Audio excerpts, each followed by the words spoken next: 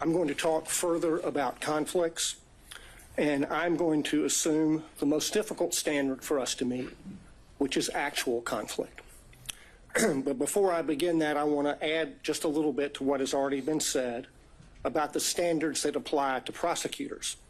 Our appellate courts have said often the administration of the law, and especially that of the criminal law, should, like Caesar's wife, be above suspicion and should be free from all temptation, bias, or prejudice so far as it is possible for our courts to accomplish it. The first occurrence of that I can find is Nichols v. State more than 100 years ago, 1915. The most recent, Registe v. State in the Supreme Court in 2010, although they don't refer to Caesar's wife. That requirement is also embedded in the prosecutor's statutory oath, 15-18-2, which requires impartially and without fear or favor discharge my duties as district attorney and take only my lawful compensation, so help me God. The general rule on conflicts of interest for lawyers is in Rule of Professional Conduct 1.7. And we all know, it's all drummed into us, that we cannot have a conflict of interest. And if we do, we have to withdraw or we will be disqualified. The basic idea is that a conflict of interest impairs the lawyer's independent professional judgment. That's the test of a conflict and whether it can be waived and whether it's disqualifying. And that conflict is not just financial. It can be any conflict that impairs your independent professional judgment, and you see that in McLaughlin v. Payne. The court asked what was a personal interest for purposes of disqualification. It's anything that impairs professional judgment. That's reflected in the ABA standards that were quoted by Mr. Merchant, which list the prosecutor's personal, political, financial, professional, business, property, or other interests or relationships. And that's really embedded in the prosecutor's oath to act impartially. And the earlier disqualification order by Judge McBurney was based on political interests, not financial. What my colleagues have described as forensic misconduct is also cognizable as a conflict of interest based on that footnote in the Williams case. The root of all of the problems that we see in this court right now is a conflict of interest arising from their individual personal interests in perpetuating and concealing their relationship. That's the original sin from which all of the other problems flow. There are 6 different actual conflicts of interest in this case, any one of which warrants disqualification, but collectively, practically compelling. First, the financial conflict that's already been covered. Second, the personal ambition, political ambition. Third, there's a dovetailed or complementary pattern of deceit and concealment of the relationship and the money. Fourth, the speech at the church. Fifth, the motion for protective order that the DA filed in Mr. Wade's divorce case. Sixth, the way the state has conducted the defense of this motion to disqualify, especially the hearing. On the financial piece, the court asked for a limiting principle and asked about materiality. The limiting principle is whatever impairs the independent professional judgment of the lawyer. That is applied routinely. We have a county code section that flatly prohibits gifts from contractors, period. We have, by analogy, the federal bribery statute, which has a threshold of $5,000, 18 U.S.C. 666. The court asked about burdens and inferences. The court can draw a negative inference from the state's failure to produce evidence to support the invisible magic cash balancing theory based on State v. Thomas, 311 Georgia 407, particularly footnote 19. As to the timing question that the court asked, about. There were 2 contracts for Mr. Wade executed after they acknowledged the relationship began. Each one of them afflicted or conflicted under county and common law. The second conflict is her political ambition, for which she was previously chastised by Judge McBurney.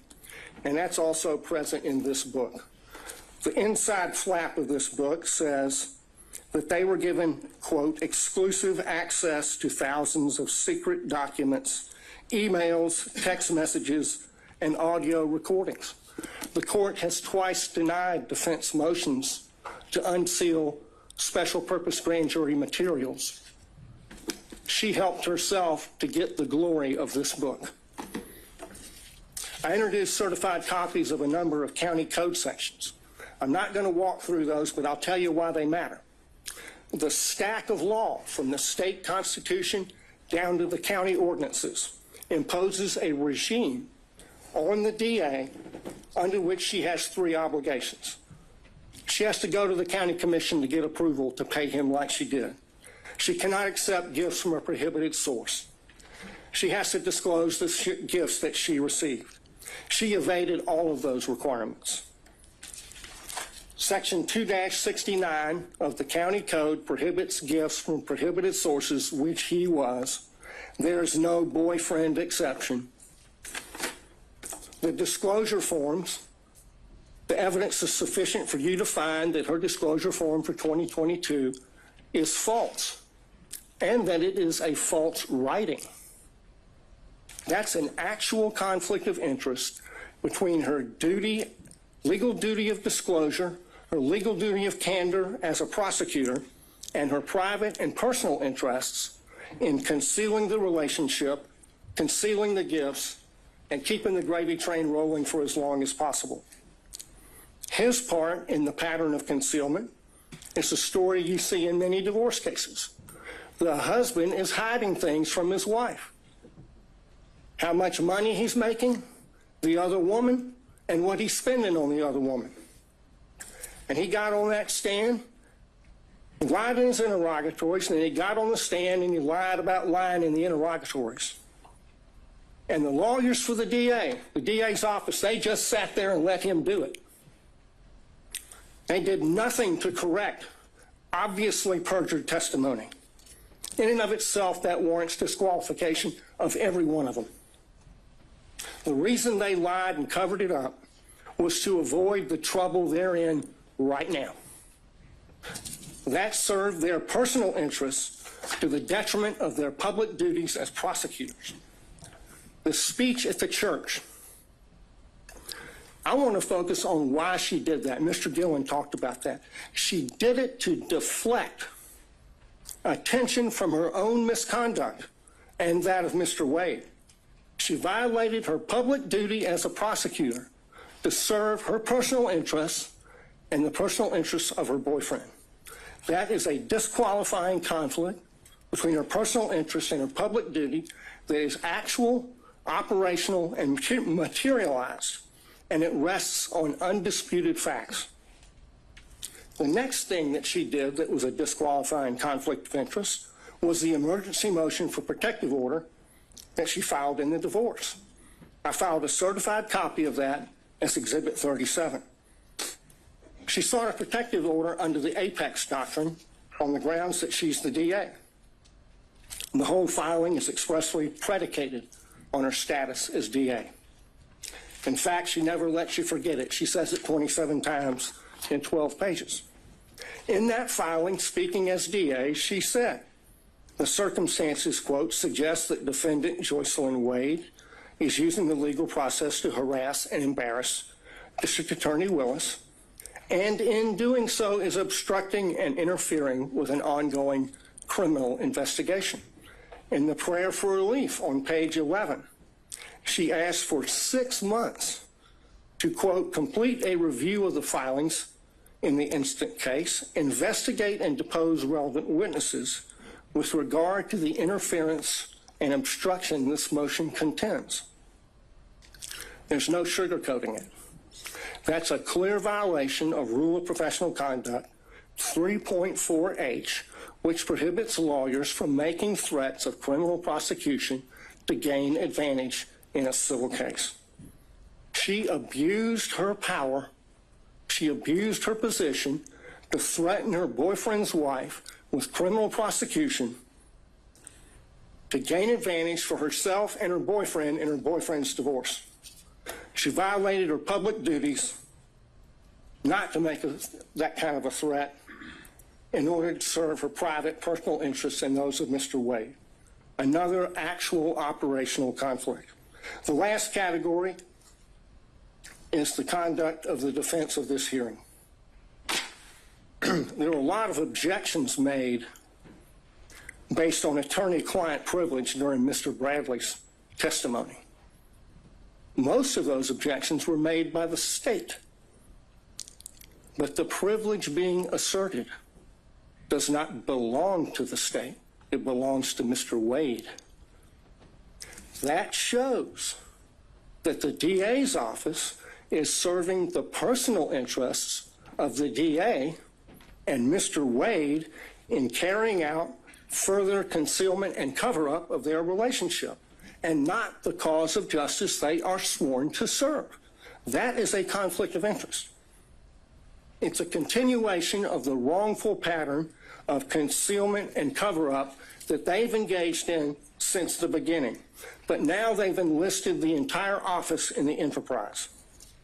In the written response to the motion to disqualify, they said this, and I quote, "To be absolutely clear, there is no evidence that DA Willis derived any financial benefit from Mr. Wade." That's on page 15.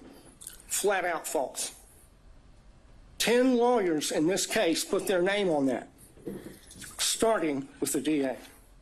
So throw another log on the bonfire of conflicts of interest.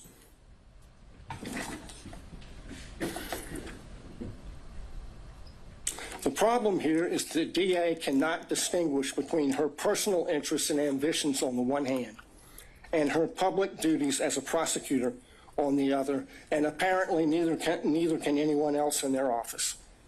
Of the 6 conflicts I've identified, only one is subject to a conflict in the evidence.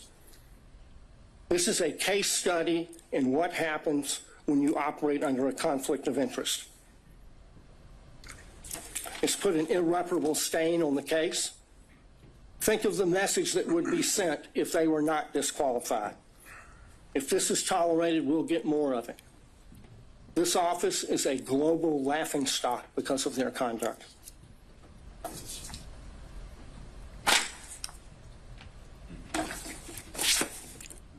They should be disqualified and the case should be dismissed. Your Honor, there's not much